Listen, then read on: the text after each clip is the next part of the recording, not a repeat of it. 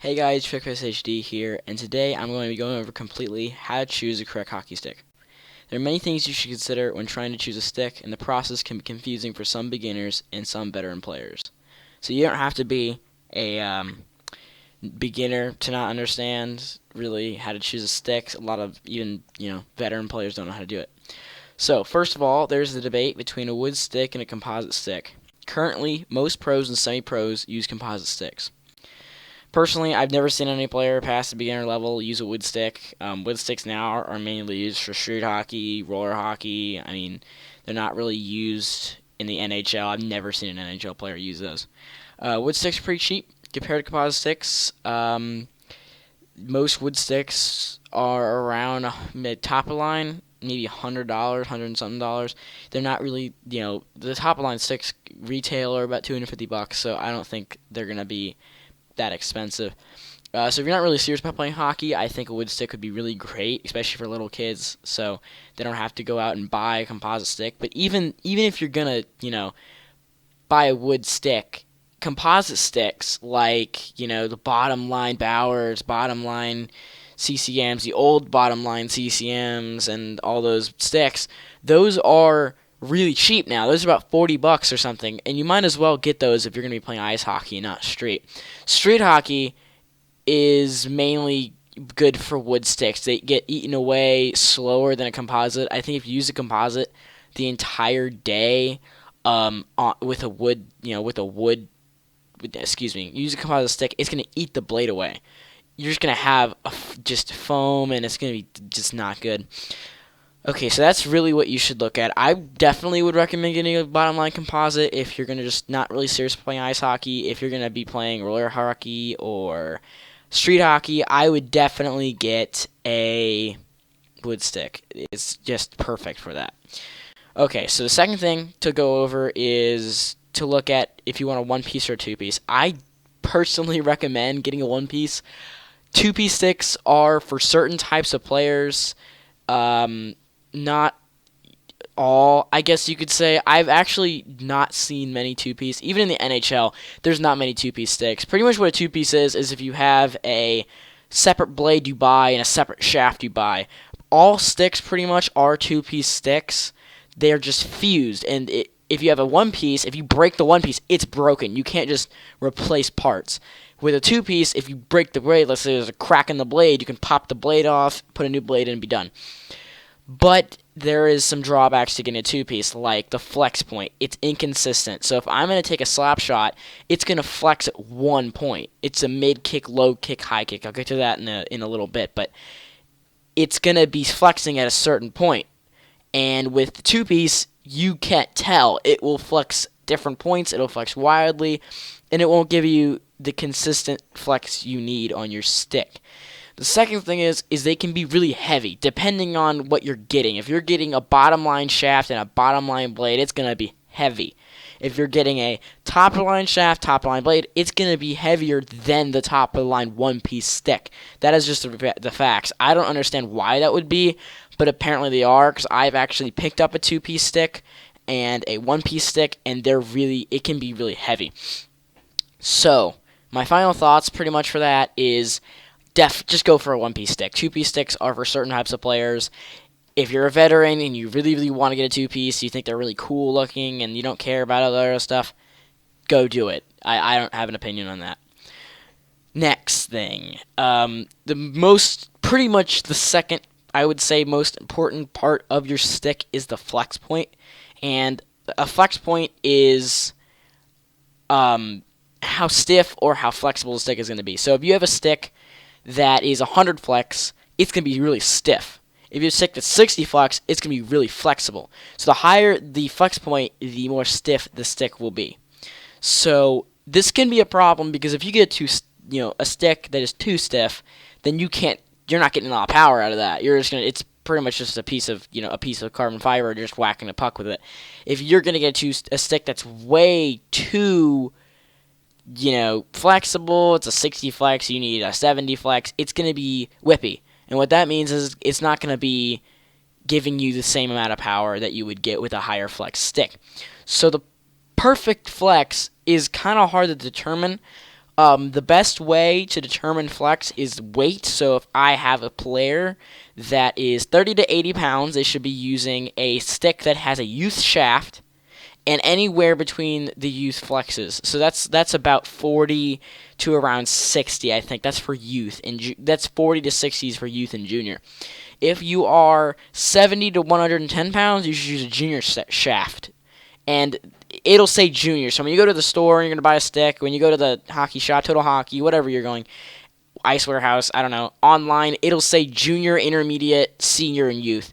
Youth, that's what I just said. So they'll be labeled, so you don't have to guess. Players who weigh between 95 and 140 pounds should use the intermediate shaft. And I currently use the intermediate. It's just what I'm used to. I think the next stick I'm going to get is going to be a senior. Probably I'm around almost getting to 140 pounds now, but you should really pick the stick that's going to be your weight. 140 pounds plus, senior stick. And all NHL players, I guarantee you use seniors, because there is absolutely no possible way that an NHL player can use a junior or an intermediate. They'll break them. It's going to be crazy if they break them. Something else to look at when choosing a stick is the stick's kick point. And I mentioned this earlier. A kick point pretty much decides the style of shooting, how you want to shoot it, where you want to shoot it.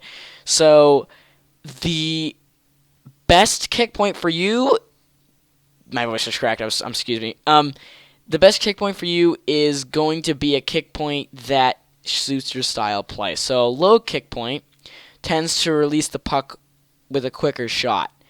And so that would be like a Bauer 1X, Bauer Vapors, all those different Bauer Vapor sticks, APX2, APX, all those different sticks have a low kick point. And a lot of sticks have low kick point. It's the most common kick point to have.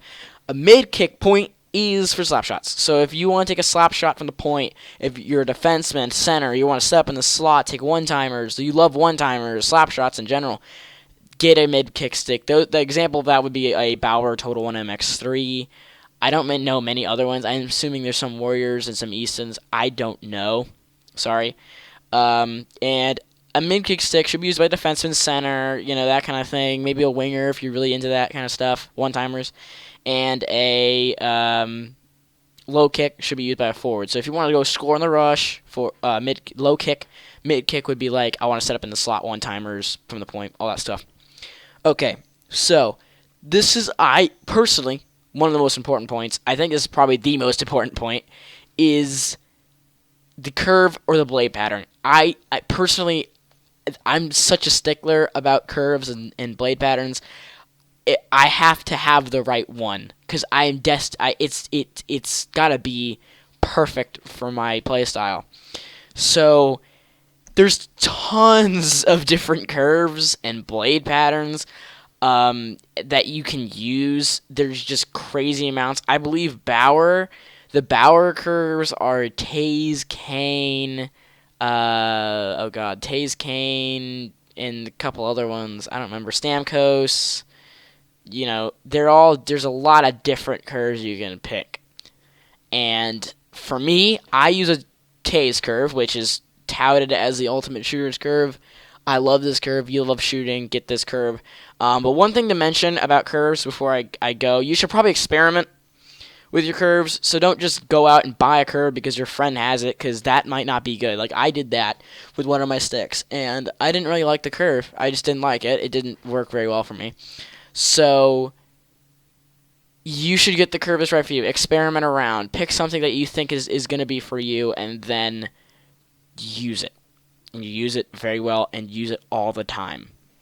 So, before I finish on curves, if you have trouble lifting the puck, so if you can't shoot high, bar down, top corner, you can't put it really high in the net, even just getting it off the ice, get a very deep curve. What I mean is the stick's got to be curved. It's not just going to be flat. It doesn't look flat. It's got to be like a banana kind of thing.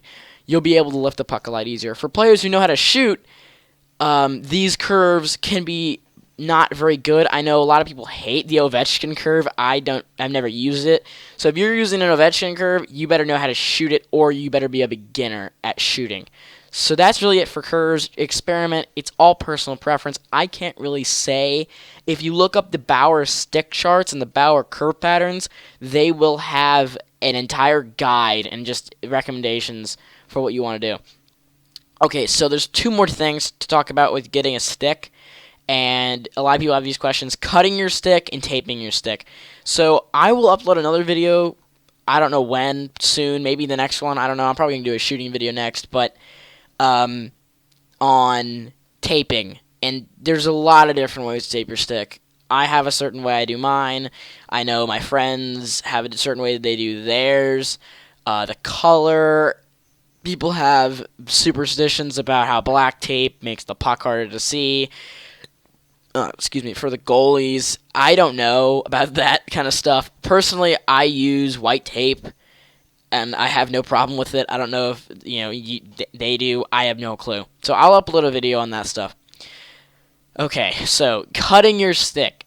A lot of people most people who live near a hockey store, like I live near Total Hockey. I'm probably 20 minutes away from one. It's very good to get your stick cut at the store. I do not recommend going home and cutting it because you might screw up and then you're kind of screwed. So what I'll do is I will go and I will buy the stick. Usually I get it cut the day of. And I'll go and they'll cut it for me, and they'll cut it for you. They put the plug back in, you're done. And what you should do when you're trying to cut your stick, they'll probably tell you this. You want the stick, if you are a forward, pretty much, you want it at your chin. You just want it there at your chin. That's the perfect place for it to be. And you want it at your nose. You want it at your nose when you're standing up, and at your chin on the ice. And then when you are playing with it, it's gonna be perfect. And if you're a defenseman, you can go a little longer, so it could be almost at your forehead, and then you could have it be almost at your nose, off the ice. So that's really basically it for stick choosing, and I don't have a really complete guide. There really isn't any way to choose. You find the stick you like, you stick with it. Like I've had a CCM RBZ Superfast for I've had two of them.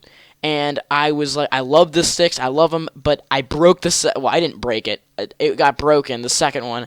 And then I was like, oh, I'm going to see how the 1X is. And it's kind of weird to switch, but I got the 1X, and I love it. It is a great stick. It's nice to use. And the next stick I'm probably going to get is a CCM, the Speedburner. So that's really it. I mean, just stick with what you like. Find something you like. Stick with that stick. Don't listen to your friends or, better players say, oh, this stick brand is the best brand. I like the stick brand because Patrick Kane uses it. Don't listen to them. That doesn't mean anything. Just because Patrick Kane doesn't uses it, doesn't mean it's good. Just because he's good. It's all operator error at a certain point. So that's really it, guys. Thank you for watching this video. If you made it all the way to the end, if you really, really wanted to watch all the way to the end. I will annotate the screen with parts at the very beginning. I'll say if you want to look at this part, I'll annotate. But that's really it. I hope you guys like this video. Leave a like. Subscribe if you haven't already. I upload shooting videos. I upload these types of videos now. I will also do reviews for a lot of the equipment I own. And that's basically it. So thank you for watching. Share this video as well if you really want to help. That helps me a lot. All my YouTube traffic, most of it at least, comes from outside sources. So if you share it on Twitter, everyone on Twitter is going to go, oh, that's cool. Click on the link, and they'll see this video, and it'll be really nice. So please share this video, like it, subscribe, leave a comment telling me any tips, things I missed, and peace out. See you guys.